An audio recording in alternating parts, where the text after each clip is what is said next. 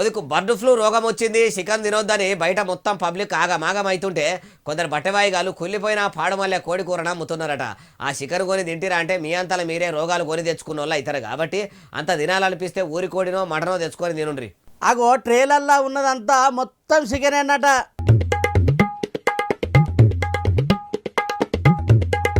ఈడ ఏం తెలియని ఎడ్డెన్ లెక్క నిలబడ్డ ఈ మూతవారి ఇంకొకటి ఇద్దరు కలిసి ఇట్లా ఏం తక్కువ 6 క్వింటాల ఖరాబ్ అయిన చికెన్ తెచ్చి అమ్ముతున్నారంట.